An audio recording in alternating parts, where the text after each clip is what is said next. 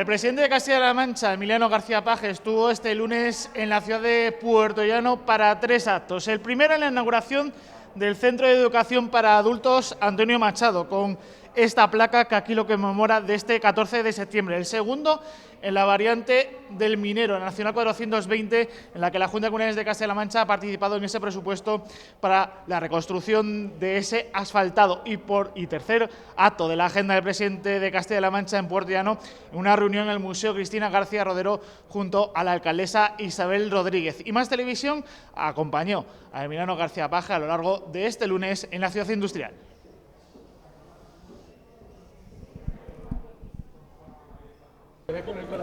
El presidente de Castilla-La Mancha, Emiliano García Paje, anunció el reparto de más de 10.000 tablets del plan de digitalización en los colegios para educación infantil y primaria de la región, tanto para los centros públicos como privados. El objetivo es que dispongan de material suficiente los centros para su préstamo al alumnado becado en caso de no presencialidad total o parcial. Así lo avanzó en la mañana de este lunes el jefe del Ejecutivo Autonómico en el marco de la inauguración del Centro de Educación para Personas Adultas Antonio Machado de Puertollano. En este contexto, el presidente García Paje también descubrió una placa en el centro en recuerdo al que fuera el primer alcalde de la democracia en la ciudad minera, Ramón Espinosa. Ya con la distancia, porque hay muchos, mis hijos sin ir más lejos, lo sabe muy bien la familia, ¿no lo han vivido. Están estudiándolo, precisamente estudiándolo, y además conviene que lo hagan. Pensarán seguramente que aquellos tiempos no fueron tan duros. Y a mí me ha gustado a lo largo de mi trayectoria política, y vuelvo a decirlo, insistir en que, por muy dura que sea la situación económica, e incluso por muy fuerte que esté siendo, muy dramática la situación sanitaria, aquellos tiempos fueron decisivos y tremendamente difíciles. Yo conocí a Ramón casi, ya no, ni recuerdo, hace casi 3 décadas. Y recuerdo perfectamente, primero, algo que nadie discute de los que le han conocido. Isabel, tú eres muy joven. Y es que tenía una enorme vocación política. El esfuerzo que tuvo que hacer, sobre todo, por gestionar el rencor y el odio contenido. El odio explícito durante 40 años de dictadura y el contenido de quien tuvo que estar resignado. El valor de la cultura y de la educación. Él era docente, pero no lo fue toda su vida. Trabajó de manera enormemente ardua en otras cosas que hoy se considerarían, hoy ya incluso en algunos casos ni encontramos gente para trabajar en algunas especialidades. Y este centro, al Antonio Machado se lo digo, porque es además de los señeros, pone de manifiesto lo importante que es para nosotros este concepto. Yo he escuchado a algún ministro hace no muchos años decir que en España había demasiados universitarios, que sobraban universidades. ¿Qué era esto de que aquí todo el mundo quisiera estudiar? Si el problema no es estudiar solo para conseguir un trabajo, ojalá la gente pudiera tener 1, 2 o 3 titulaciones. La educación forma parte de un concepto cultural de formación que va con nuestra condición humana y es, sin duda ninguna, para los que nos sentimos inconformistas. Hay quien lo puede llamar progresistas. Yo no voy a hacer un análisis que pueda derivar a otra lógica política. Para los que se consideran inconformistas, para los que quieren transformar la realidad, la educación es determinante. Que no se resigna a no entender de ordenadores. Tenéis mi compromiso, lo he comentado con la consejera, para estos meses que vienen, meter ordenadores. Vamos a más de 304 terminales se van a desarrollar, se van a implantar en los centros de educación de adultos en Castilla-La Mancha. En los 33, 34 centros especializados, porque créanme que forma parte de nuestro sistema global de entender las cosas. Este año es probablemente el año en el que más esfuerzo digital y tecnológico se haya hecho en 40 años en la educación, en un sistema, querida consejera, que está funcionando. Tenemos un sistema educativo extraordinario. Fíjense, de 18.000 aulas, apenas el 0,1%, en torno a 20, han tenido algún tipo de incidencia en los primeros días de comienzo del curso. Que no digo yo que no puedan tener un problema el día de mañana, que no pueda haber una incidencia, normalmente desde fuera hacia adentro, es decir, desde la calle, desde nuestros ámbitos familiares a los centros educativos, bien sea por los alumnos o bien sea por los docentes. Pero aquí hay miles y miles de profesores y de profesoras, de docentes y de trabajadores no docentes que se han dejado la piel y se la van a tener que dejar ahora de una manera más clara a lo largo del curso, para estar más vigilantes que nunca, pero para que se mantenga el concepto de una educación presencial que socializa, que iguala, que acerca y que además nos permite hacer la enseñanza tal y como la tenemos preparada. Las decisiones se toman, tardamos a veces en hacerlas, de por medio nos vienen pandemias que complican las cosas, pero dije entonces y digo ahora, lo dije el otro día también en Sigüenza, que nadie espere que el presidente de Castilla-La Mancha utilice el virus para excusarse en no cumplir con su programa de gobierno. Vamos a cumplir. De hecho, aquí cumplimos. Nos comprometimos con esto y lo hemos hecho. Y cumpliremos con algo que seguramente es más sencillo, pero creo que va a ser muy emotivo, que hemos hablado también la alcaldesa, el presidente de Diputación y yo ahora según entrábamos, que es la posibilidad de darle color a un monumento que dice mucho de mi suegro y que dice mucho del centro y que dice mucho de Machado, que es el monumento minero. 40 años probablemente dentro de nada va a cumplir. ¿Quién lo diría? Poder iluminarlo artísticamente, poderlo iluminar en los próximos meses, en los próximos años. Que en esta legislatura ese monumento brille justamente en un momento en el que toda Europa y el mundo entero habla del final de la minería y habla además de un cambio por completo de modelo. Lo uno no tiene que quitar valor a lo otro, al enorme esfuerzo que familias y familias enteras se han dejado a veces con su propia vida. Parte sustancial de la inversión que estamos haciendo con motivo de COVID va a quedar para el futuro. Todo este esfuerzo es un adelanto, nos ha obligado a ir más deprisa en algunas cosas, pero muchas de ellas van a quedar. Y seguramente también algunas pautas de comportamiento y de respeto social que son verdaderamente importantes. Todos los días vemos casos de gente que no cumple, ¿no? Es más, normalmente esa es la noticia. Me van a permitir que yo rompa una lanza en favor de la inmensa mayoría de la sociedad que está cumpliendo perfectamente. Perfectamente. ¿Tenemos contagios? Sí. Castilla-La Mancha vivió muy duramente el comienzo de esta tormenta. Cuando cayó el diluvio, nos pilló sin paraguas.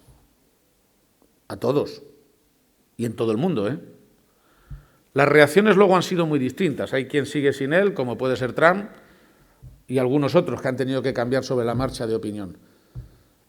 Yo no creo que en España nadie se tomara a la ligera el problema. Estamos muy atentos a lo que nos pase con todas las poblaciones vecinas y singularmente con Madrid. Pero fíjense que en el mismo momento en que nos lo permitió el estado de alarma, nos hemos pertrechado de paraguas, de chubasqueros, hemos sido la comunidad autónoma que más ha distribuido mascarillas en toda España, hemos sido probablemente la comunidad autónoma que más respiradores terminó comprando, con muchas dificultades de mercado. Y, por supuesto, algo que no voy a pasar por alto porque me llena de orgullo, y quizás es una parte del homenaje hoy a los adultos, a esta generación que sufre como nadie, los más mayores, el COVID, que levantó España sin recursos, que en los momentos de crisis económica tuvieron que hacer casi de guardería para los niños, atendiendo las posibilidades de sus hijos, y que hoy, cuando probablemente tienen no solo ya merecido, sino absolutamente ganado el derecho a disfrutar y a vivir con tranquilidad, se han convertido en el objetivo diana. Pero curioso porque en homenaje, como digo, a esa generación, esta es la región con mucha diferencia de toda España que más dinero, que más recursos ha puesto sobre nuestra propia riqueza.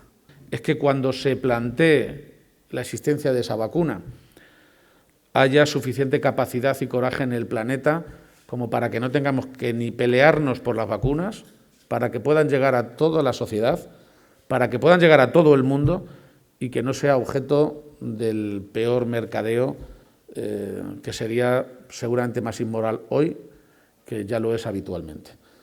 Tenemos derecho, yo creo, la sociedad, que está gastando muchísimo en combatir los efectos de la pandemia y que de fondo es quien va a terminar pagando la medicación. Tenemos derecho, yo creo, a exigir que exista al menos consenso para que no se produzca con la vacuna el desbarajuste que se produjo en el comienzo de la crisis a la hora de comprar todo tipo de recursos, hasta simples mascarillas. Voy a comenzar con una cita de Mario Benedetti en el centenario de su nacimiento y estando en un edificio que alberga la Casa de la Cultura, que me sirve de introducción para simplemente alguna idea que quería dejarles en esta mañana.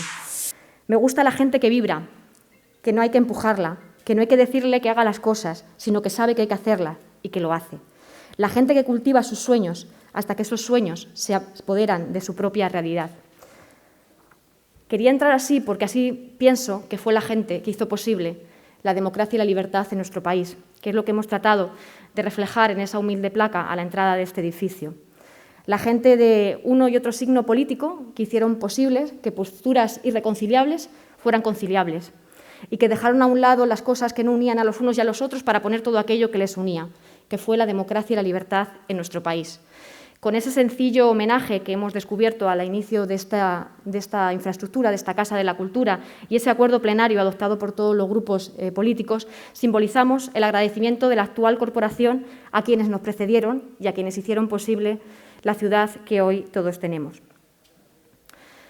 Muchas veces he pensado en mi dedicación política que para estar que nos quedaba mucho a la actual generación que tenemos responsabilidades en unos o en otros campos, en el ámbito nacional, en el Congreso de los Diputados, en la Moncloa, en el Palacio de Fuensalida o en las Cortes de Castilla-La Mancha, en la Diputación o en un humilde ayuntamiento como el nuestro, que nos quedaba mucho para estar a la altura de los hombres y mujeres que nos precedieron. Que ellos hicieron cosas muy grandes, mucho más grandes de las que hoy que nosotros nos creamos que podemos llegar a hacer.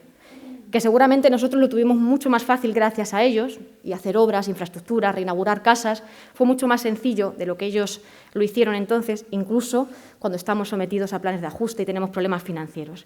Ellos lo tuvieron mucho más complicado que nosotros e hicieron un esfuerzo aún mayor. Siempre he creído que nos quedaba mucho para estar a la altura de lo que ellos hicieron. Y que quizás no hayamos estado a la altura porque no teníamos retos tan grandes como los que ellos afrontaron. Pero sin duda hoy tenemos ese reto. Y hoy es el día de estar a la altura, todos, en el ámbito internacional, por supuesto, en el ámbito europeo, pero en lo que nos concierne, en lo doméstico, también aquí en un ayuntamiento o en el Gobierno de Castilla-La Mancha y las Cortes de Castilla-La Mancha. Desde luego, en el Gobierno de España, en nuestro país, tenemos un reto muy importante, que es vencer al bicho, que es superar la pandemia, que es recuperarnos de esta crisis sanitaria que, sin duda, dejará una crisis social y económica. Nos ponemos egoístas cuando pensamos en las medidas, cuando pensamos en las decisiones. Nos cuesta a veces tomarlas porque sabemos que no son populares. Pero cuando tomemos todas esas decisiones tenemos que pensar no en nosotros, sino en la gente a la que nos debemos, en esa gente que hay que motivarnos y a la que nos debemos. Y yo creo que tenemos un escenario perfecto para intentar estar a la altura de aquellos que nos precedieron. Ellos en la lucha por la libertad y la democracia y nosotros para vencer a un virus sin dejar cicatrices y secuelas económicas y sociales. Es difícil, pero yo os convoco a todos a tratar de asumirlo y agradezco enormemente la tarea y el apoyo que he tenido de todos los grupos políticos durante la gestión de estos 6 meses. Hoy también se cumplen 6 meses de que se anunciara el estado de alarma por parte del presidente del Gobierno de España. He tenido el apoyo, las propuestas, las ideas y la comprensión de todos los grupos políticos en el Ayuntamiento de Puertollano y lo quiero agradecer. Con aquella democracia vinieron también, desde luego, los derechos y las libertades, pero sin duda con ellos, con los derechos y las libertades, llegaron las mejoras en infraestructuras y en servicios que nos hacían más iguales. En agradecimiento, como les decía, a esa tarea fue por lo que el 20 de diciembre de 2019 todos los grupos políticos con representación en el Ayuntamiento de Puertollano acordamos que este lugar se recordara a Ramón Fernández de Espinosa, el primer alcalde de Puertollano en democracia, a su corporación y a todas las que le sucedieron durante estos 40 años. Han sido 220 hombres y mujeres los que han formado parte de la corporación municipal a lo largo de estos años. Me hubiera encantado poder compartir también este acto con todos ellos. Y realmente el trabajo y la labor que se hace en estos centros es encomiable. Yo creo que es merecedora de la mayor de las alabanzas. Por eso quiero reconocer también el trabajo de los profesionales que están aquí hoy encabezado sobre todo por su directora, que sé que tienes una misión muy bonita, yo creo que es preciosa, quizá desde el punto de vista educativo, una de las misiones más entrañables que tenemos como educadores y educadoras. Creo que estarás muy orgullosa porque realmente en un centro de adultos, en este conjunto de centros de adultos, en la región tenemos 114 centros, 114 espacios, de los cuales 33 son centros de adultos y más de 100 espacios o aulas dedicadas también al mundo de la preparación de la gente mayor. Hacéis una labor que yo creo que es doble. Por una parte es esa labor educativa, que evidentemente tienen todos los centros y que se refiere a la parte más instructiva, más de preparación, pero luego hay otra labor muy importante, que es la labor social. Y esa labor social es la que yo hoy también quiero reconocer aquí, porque se trata de levantar esa autoestima, de trabajar las emociones, de trabajar la socialización, y sobre todo de algo muy importante, y más en un sitio como este, que ha sido aula de cultura, que ha sido un centro de cultura. Yo creo que en un centro como estos hablamos de ese diálogo que tiene que producirse generacional entre los mayores y los menos mayores, aquellos que también acuden a estos centros educativos y que tienen un referente y un ejemplo a seguir en esas personas que, aunque perdieron la oportunidad en un momento determinado, la recuperaron a través de estas plataformas y de estos instrumentos que evidentemente sois vosotros herramientas educativas de primer grado. Por eso muchas veces cuando hablamos de educación hablamos de pedagogía. La pedagogía es la ciencia un poco que estudia o que enseña, la disciplina que enseña a los niños. Y yo creo que también está poco utilizado este término, pero me parece muy importante, que es el de la andragogía, que es aquella técnica, aquella disciplina que enseña a los mayores.